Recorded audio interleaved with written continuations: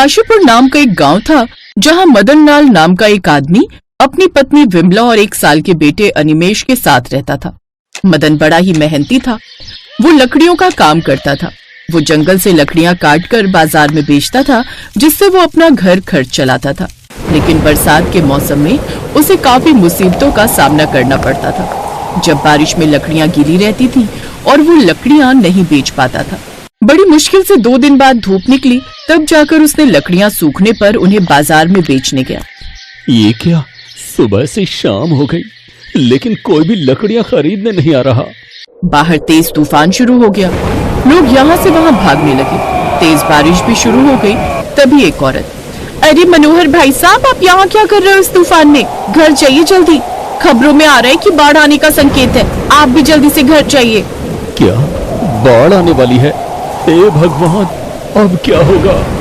बाढ़ आने की खबर से हर जगह भगदड़ मच जाती है। गांव में काफी सारे लोग भागदौड़ की वजह से खौफ में थे।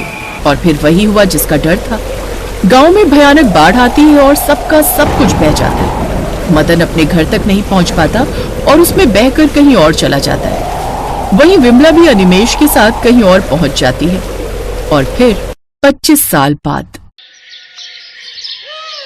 अनिमेश की आज नौकरी चली गई। वो ऑफिस से निकलकर रास्ते पर आया और फुटपाथ पर बैठ गया। बहुत मुश्किल से नौकरी मिली थी, अब वो भी चली गई। नई शादी हुई है मेरी, अब कैसे क्या होगा? तभी अनिमेश की पत्नी सीमा ने कॉल किया। सुनिए, हम गाड़ी कब ले रहे हैं? गाड़ी? अभी तुम्हें गाड़ी क्यों चाहिए? मेरी सहेली ने नई गाड़ी खरीदी है, बहुत सुंदर है। मुझे भी एक गाड़ी चाहिए। सीमा, हमारे पास उतने पैसे नहीं है, मैं कहाँ से गाड़ी खरीदूं? मुझे कुछ नहीं पता, मुझे नई गाड़ी चाहिए चाहिए चाहिए चाहिए। सीमा ने फोन काट दिया। अनिमेश और सीमा की शादी को सिर्फ कुछ ही महीने हुए थे। सीमा बहुत जिद्दी थी। उसे हमेशा से बहुत कुछ चाहिए था। अनिमेश को सीमा से शादी ही नहीं करनी थी, लेकिन अनिमेश की माँ बिमला ने कहा था, बेटा ये लड़की शादी के लिए मान गई है, शादी कर ले। लेकिन माँ, मेरी तनख्वाह ज्यादा नहीं है। तो क्या हुआ, बीवी को सिर्फ 2 वक्त का खाना ही तो खिलाना है। शादी कर ले बेटा, नहीं तो और लड़की नहीं मिलेगी। अनिमेश ने अपनी माँ की बात सुन ली और सीमा से शादी कर ली।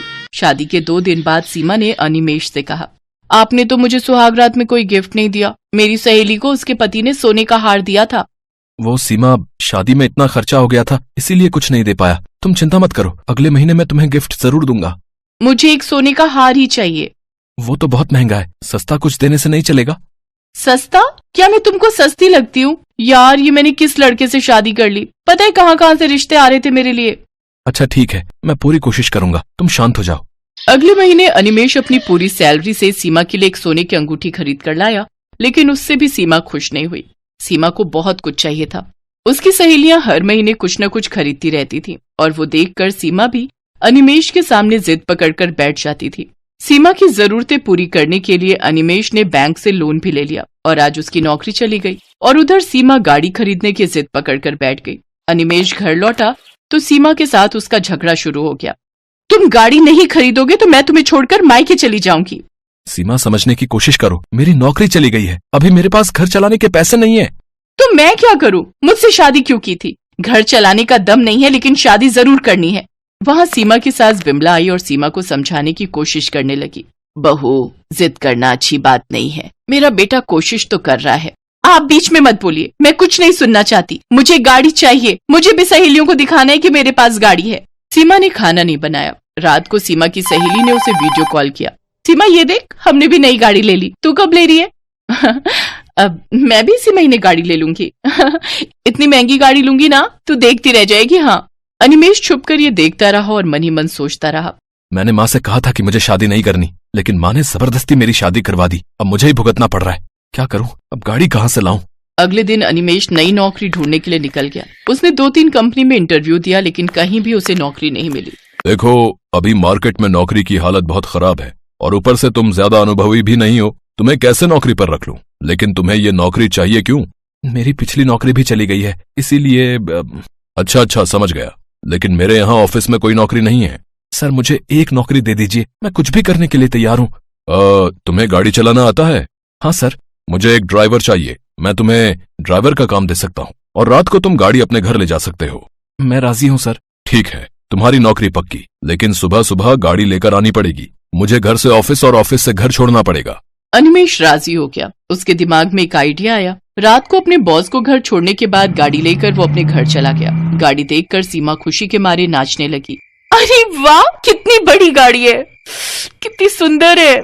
हाँ सीमा, तुम कब से गाड़ी खरीदना चाहती थी ना, इसीलिए आज गाड़ी खरीद ही लाया। हमारी पहली गाड़ी बहुत सुंदर है। बेटा, तुझे नई नौकरी मिल गई है क्या? हाँ माँ, इसीलिए तो गाड़ी खरीद ली। चलिए आप दोनों गाड़ी में बैठ जाइए। माँ और बीवी को गाड़ी में बिठाकर अनिमेष शहर के रास्तों में घूमने लगा। उसने अपनी माँ और बीवी से झूठ कहा। सीमा अपनी सहेलियों को वीडियो कॉल में गाड़ी दिखाने लगी। ये देख, कितनी बड़ी गाड़ी है, कितनी सुंदर है और बहुत महंगी भी है। सीमा को खुश देखकर अनिमेष भी बहुत खुश हुआ, लेकिन अनिमेष को नहीं पता था कि उसका ये झूठ एक न एक दिन पकड़ा जाएगा। कुछ महीनों तक घर में शांति बरकरार रही। सीमा को उसकी सहेली ने कॉल किया। सीमा, आज हम शॉपिंग करने जा रहे हैं, तू भी चल हमारे साथ। ठीक है, मैं गाड़ी लेकर आती हूँ। सीमा गाड़ी लेकर चली गई। उधर अनिमेष का बॉस ऑफिस जाने के लिए तैयार होकर बैठा रहा। अरे, अभी तक तो अनिमेष को गाड़ी लेकर आ जाना चाहिए था, वो आया क्यों नहीं? बॉस ने अनिमेष को कॉल किया। अनिमेष नींद से उठा और देखा गाड़ी गायब है। माँ, गाड़ी कहाँ गई? वो तो बहू लेकर चली गई है बेटा, तू आज बस से ऑफिस चला जा। अरे यार, अब इन्हें कैसे बताऊं कि ये गाड़ी ही मेरा ऑफिस है?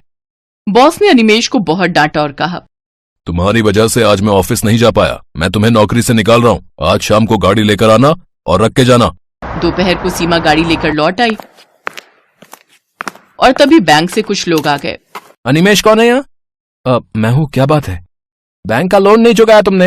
ये तुम्हारी गाड़ी है ना, हम इसे लेकर जा रहे हैं। ये बोलकर वो आदमी गाड़ी लेकर चला गया। अब क्या होगा? सब कुछ बर्बाद हो गया। गाड़ी भी चली गई, नौकरी भी चली गई। नौकरी चली गई, लेकिन क्यों? तुम आज बस से ऑफिस क्यों नहीं गए? अरे वो गाड़ी ही मेरा ऑफिस है। मैं ड्राइवर का काम करता हूँ। अनिमेष ने अब सब कुछ सच सच बता दिया। अब मुझे पुलिस उठा कर ले जाएगी।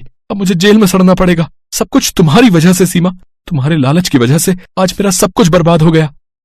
सीमा को अपनी सारी गलती समझ आ गई, लेकिन अब उनके पास कोई रास्ता नहीं था। तभी वहां अनिमेष के बॉस के साथ उसका एक अमीर दोस्त आता है, जो और कोई नहीं बल्कि मदन लाल था। अपने पति को 25 साल बाद अपने सामने जिंदा देखकर विमला हैरान रह गई। आप जिंदा हैं जी? हाँ विमला, उस बाढ़ में बहकर मैं दूसरे गांव पहुंच गया, जिसके बाद मैं शहर चला आया और यहाँ आकर खुद का काम शुरू किया, और ऊपर वाले की दया से आज मेरे पास सब कुछ है। लेकिन कमी थी तो अपने परिवार की। मैंने तुम लोगों को बहुत ढूंढा था, लेकिन सुना था उस बाढ़ में कोई नहीं बच पाया था, इसलिए मुझे लगा तुम भी। बाढ़ की खबर मिलते ही मैं बाजार की तरफ गई थी आपको ढूंढने, लेकिन आप नहीं मिले, जिसके बाद मैं अपने बच्चे को लेकर अपने मायके चली गई और वहीं रहकर इसकी परवरिश की। भगवान का लाख लाख शुक्र है कि आप जिंदा हैं। वो तो अनिमेष का बॉस मेरा दोस्त निकला, तो मुझे सारी बात पता चली। कितने सालों बाद मैं अपने बेटे को देख रहा हूं। तुझे याद है विमला, कल अपने अनिमेष का जन्मदिन है। मैं हर साल अकेले ही इसका जन्मदिन मनाता था, लेकिन अब मैं इसके साथ जन्मदिन मनाऊंगा, और मेरे रहते मेरे बेटे बहू को किसी भी चीज के लिए परेशान नहीं होना पड़ेगा। अनिमेष, ये रही तुम्हारी गाड़ी की चाबी, एक बाप की तरफ से अपने बेटे को जन्मदिन का गिफ्ट। बाहर खड़ी बड़ी सी गाड़ी देख अनिमेष और सीमा बहुत खुश होते हैं। इतनी महंगी गाड़ी का उन्होंने कभी सपना भी नहीं देखा था, लेकिन अपने अमीर पिता से बर्थडे गिफ्ट पाकर वो बहुत खुश होता है। अब वो सब एक साथ मिलकर खुशी खुशी रहते हैं।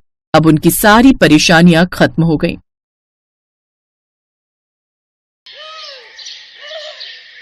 नागपुर में किशोर नाम का एक गरीब गोला बेचने वाला रहता था। किशोर गली गली घूम घूम कर गोला बेचने का काम करता था। उसके परिवार में उसकी पत्नी रमा और 7 साल की बेटी मधु थी। किशोर सूरज सर पर चढ़ते ही गोला बेचने निकल पड़ता था। गोला ले लो गोला, ठंडा ठंडा गोला खाइए, गर्मी को दूर भगाइए। गोला ले लो गोला। गोले का नाम सुनते ही एक बड़े से घर में रहने वाली 7 साल की रिया अपनी माँ से गोला खाने की जिद करती है। मम्मा, मुझे भी गोला खाना है।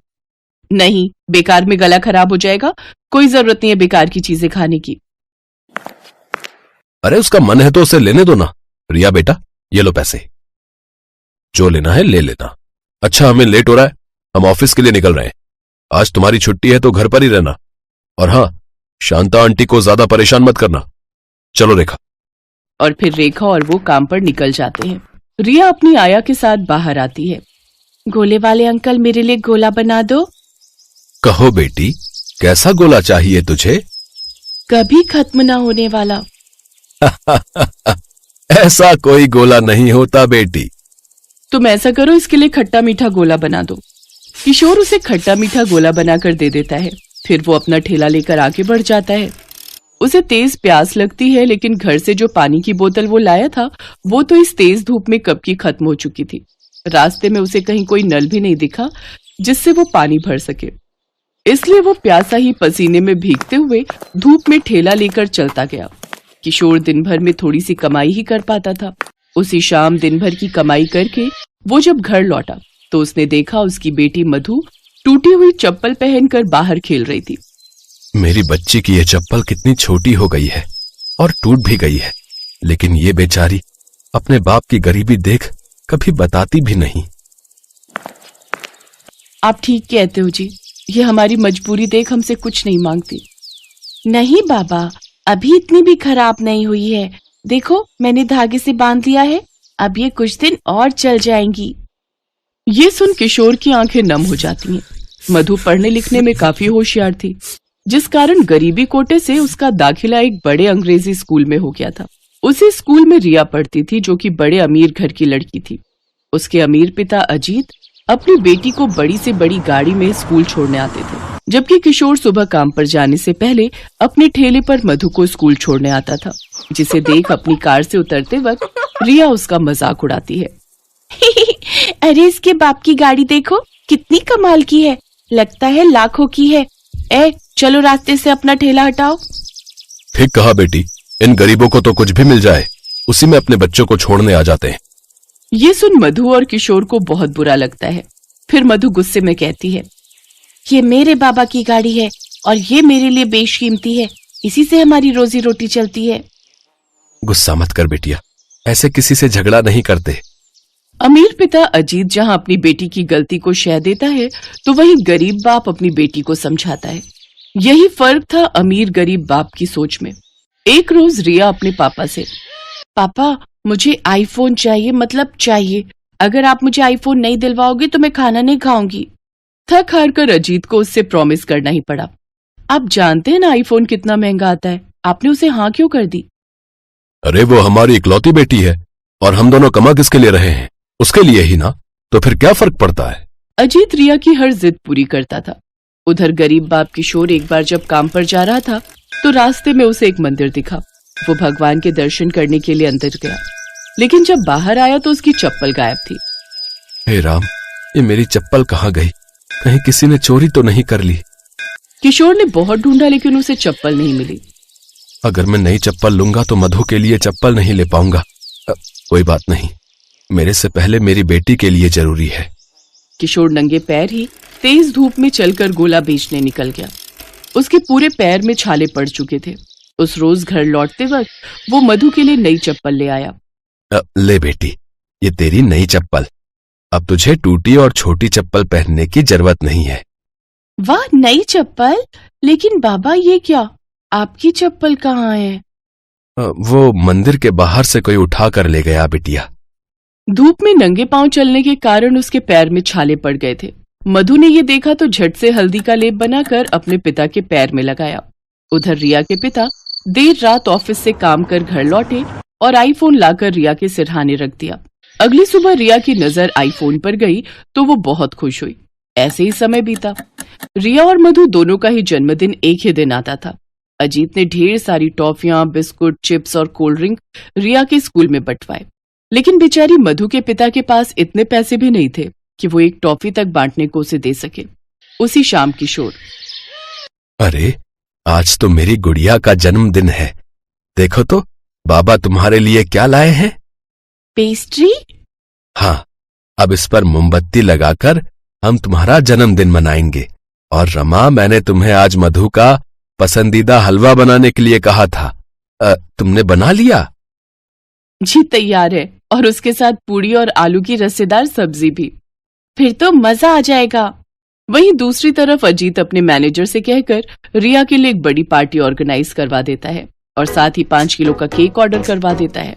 उस पार्टी में रिया की सभी सहेलियां पहुंच चुकी थी, लेकिन उसे इंतजार था तो अपने माँ बाप के ऑफिस से लौटने का। लेकिन ज्यादा काम होने की वजह से अजीत और रेखा रिया के जन्मदिन पर नहीं पहुंच पाते। तो वहीं दूसरी तरफ मधु अपने गरीब पिता का इतना प्यार देखकर उस छोटी सी पेस्ट्री को खुशी खुशी काटकर अपना जन्मदिन मनाती है।